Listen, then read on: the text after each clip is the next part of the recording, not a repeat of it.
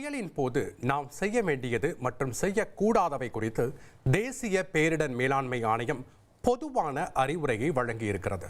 டிட்வா புயல் தமிழகத்தில் நெருங்கும் வேளையில் அது என்ன என்பதை விரிவாக பார்க்கலாம்.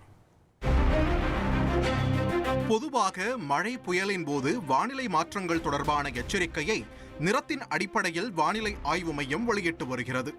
புயலை ஒட்டி விடுக்கப்படும் எச்சரிக்கையில் ரெட் மற்றும் ஆரஞ்சு எச்சரிக்கை அதிக மழையை குறிக்கிறது. அதாவது 24 மணி நேரத்தில் 115.6 மில்லிமீட்டர் முதல் 204.4 மில்லிமீட்டர் வரையில் மழை பெய்யலாம் என்றால் ஆரஞ்சு எச்சரிக்கை விடப்படுகிறது. இது பெருமழை மற்றும் மோசமான வானிலையை குறிக்கும் எச்சரிக்கையாகும். அதுவே ரெட் அலர்ட் என்றால் வானிலை மிக மிக மோசமாக மாற வாய்ப்புள்ளதால் பொதுமக்கள் விழிப்புணர்வோடு இருக்குமாறு உணர்த்த விடுக்கப்படுகிறது. அதாவது 204.5 மில்லிமீட்டர் அல்லது அதற்கு அதிகமாக மழை பெய்ய வாய்ப்புள்ள போது விடுக்கப்படும் எச்சரிக்கையே ரெட் அலர்ட்.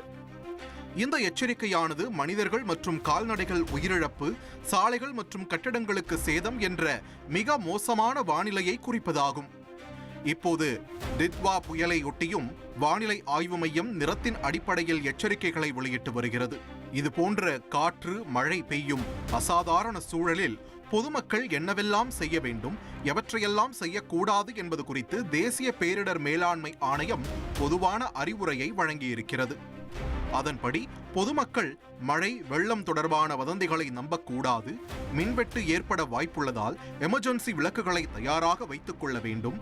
உங்களுடைய எமர்ஜென்சி விளக்கு, செல்போனை முழுவதுமாக சார்ஜ் செய்து வைத்துக் கொள்ள வேண்டும். ரேஷன் கார்டு, வீட்டு பத்திரங்கள், கல்விச் சான்றிதழ் உட்பட முக்கிய ஆவணங்களையும் மழைநீர் புகாத உறையில் வைத்து பாதுகாப்பான இடத்தில் வைக்க வேண்டும்.